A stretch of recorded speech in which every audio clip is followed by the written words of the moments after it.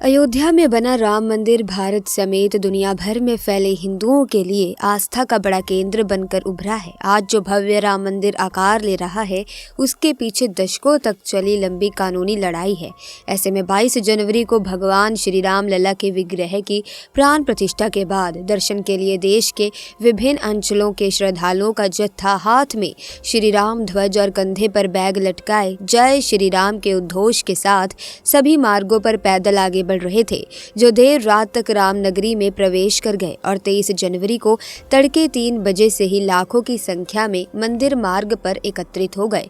उनको नियंत्रित करने में पुलिस को काफी पसीना बहाना पड़ा। अयोध्या में मंदिर की ओर जाने वाले सभी रास्तों को 4 से 5 किलोमीटर पहले ही बंद कर दिया गया। सिर्फ पैदल यात्रियों को ही लाइन से पैदल जाने की अनुमति मिली है। भारी भीड़ को देखते हुए प्रशासन ने यह फैसला लिया था कि सुबह से भारी संख्या में लोग मंदिर के बाहर जमा हो गए थे, जिससे प्रशासन के सामने अव्यवस्था के हालात पैदा हो गए थे। लेकिन इन सब के बीच कुछ भक्तों के साथ एक ऐसी रहस्यमयी घटना घटित हुई जिसे सुनने के बाद आप भी हैरान हो जाओगे। दोस्तों, भगवान श्री राम की महिमा और चमत्कारों से भला कौन अवगत नहीं है।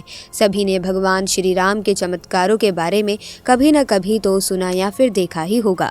एक ऐसा ही चमत्कार हुआ दिल्ली के रहने वाले हरि प्रसाद जी के साथ, जिसे जानकर हर कोई हैरत में पड़ जाएगा। आखिर क्या हुआ था हरि प्रसाद जी के साथ, जानने के लिए इस वीडियो को बिल्कुल अंत तक देखिएगा।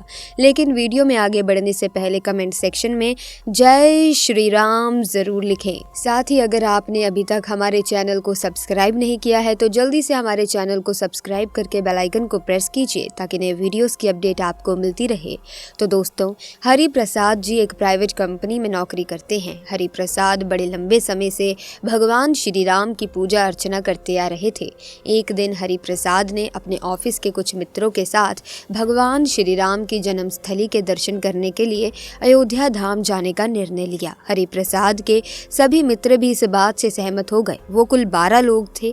हरि प्रसाद ने सभी के लिए एक छोटी बस मंगवा ली थी, जिसमें 12 लोग बड़े ही आराम से बैठ सकते थे। अब हरि प्रसाद 2 दिनों के बाद अपने मित्रों के साथ रात को लगभग 8 बजे अयोध्या धाम के लिए रवाना हो गए। उन सभी का सफर 10 से 12 घंटे का होने वाला था और सभी भक्ति भाव से भगवान जय श्री राम के जयकारे लगाते हुए, भजन गाते हुए आगे बढ़ रहे थे।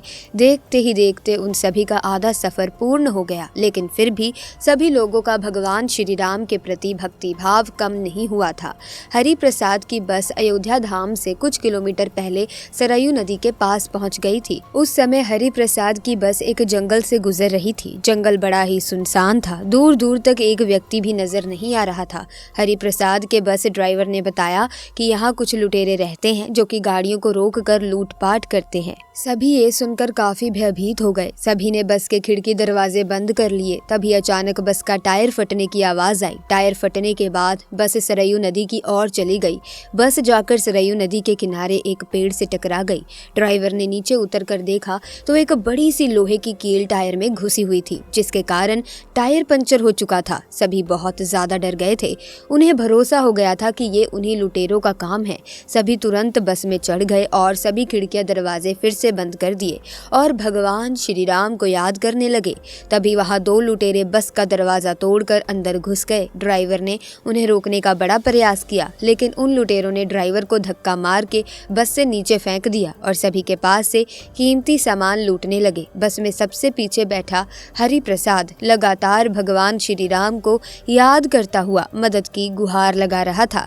कुछ ही देर में लुटेरे सभी से कीमती सामान लूटकर वहां से भागने लगे। तभी वहां एक अनजान व्यक्ति आया और उन लुटेरों को रोककर सामान लौटाने को कहने लगा। लुटेरों ने उसे भी हथियार दिखाकर उसका उपहास उड़ाते हुए मार्ग से हटने को कहा, पर वो व्यक्ति निडर होकर वहीं खड़ा रहा। उस व्यक्ति ने उनमें से एक लुटेरे को माथे पर स्पर्श किया।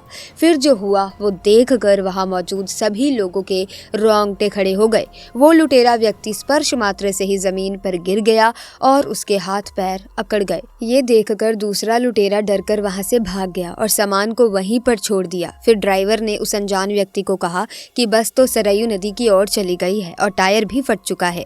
इस पर उस अनजान व्यक्ति ने उत्तर दिया कि आप यहीं पर इंतजार करें, मैं किसी को सहायता के लिए लेकर आता हूँ। किसी को भी समझ नहीं आ रहा था कि इस सुनसान जंगल के बीच ये व्यक्ति कैसे किसी को मदद के लिए बुला सकता है। फिर सभी बस के अंदर बैठ गए और उस व्यक्ति का इंतजार करने लगे और किसी को भी पता नहीं चला कि कैसे सभी की आंख लग गई। कुछ 30 मिनट के बाद हरिप्रसाद की आंख खुली तो वो बस के नीचे उतरा और उस व्यक्ति को ढूंढने लगा, परंतु उसे वहां कोई भी नजर नहीं आया। तभी उसकी नजर बस पर पड़ी जो बिल्कुल रोड पर खड़ी हुई थी और उसका पंचर भी ठीक हो चुका था। ये देख हरिप्रसाद आश्चर्य में पड़ गया। हरिप्रसाद ने भागकर ड्राइवर को नीचे बुलाकर पूछा कि बस रोड पर कैसे आ गई और ये पंचर कैसे ठीक हो गया, लेकिन ड्राइवर को भी इसकी कोई जानकारी नहीं थी।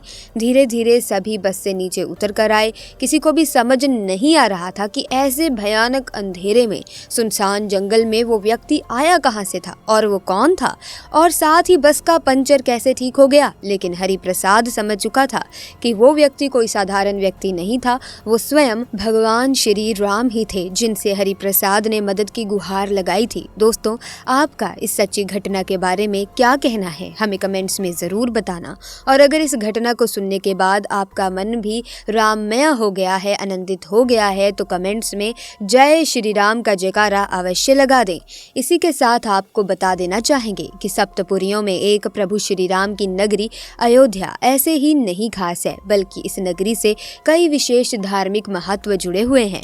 अथर्ववेद के मुताबिक धर्म नगरी अयोध्या को देवताओं का स्वर्ग बताया गया है। स्कंद पुराण के मुताबिक सरयू तट पर बसी प्रभु श्री राम की नगरी अयोध्या को ब्रह्मा, विष्णु और महेश की पवित्र स्थल भी कहा जाता है। वाल्मीकि रामायण के मुताबिक भी अयोध्या को पवित्र नगरी बताया गया है। प्रभु राम की नगरी अयोध्या के धार्मिक दृष्टिकोण को लेकर धार्मिक ग्रंथों में कथा खूब प्रचलित है। ऐसे में प्रिय दर्शकों, आज की वीडियो में बस इतना ही। उम्मीद करती हूँ कि वीडियो में बताई गई घटना आपको बहुत अच्छी लगी होगी।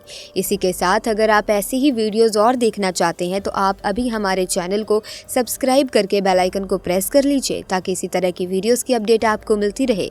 और हाँ, साथ ही वीडियो को लाइक और शेयर करना बिल्कुल भी ना भूलें। जल्दी मुलाकात होगी आपसे एक नई वीडियो में, तब तक के लिए हमें दीजिए इजाज़त। आपका बहुत बहुत धन्यवाद।